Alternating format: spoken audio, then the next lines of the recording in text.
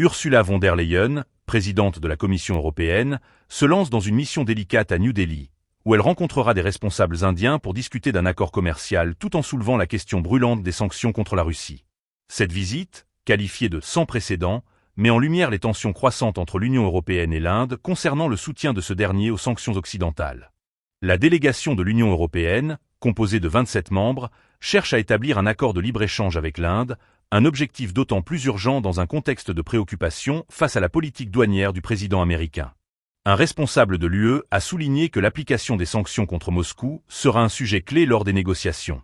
Nous voulons intensifier notre coopération avec l'Inde autour de l'application de ces sanctions, a-t-il affirmé, insistant sur l'importance de la position indienne dans la stratégie occidentale. L'Inde, en dépit des sanctions imposées par les gouvernements occidentaux, est devenue l'un des principaux acheteurs de pétrole russe.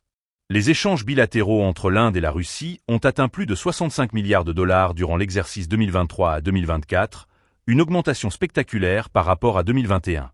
Cette dynamique soulève des inquiétudes au sein de l'Union européenne, qui cherche à réaffirmer son influence face à une Inde en pleine expansion économique.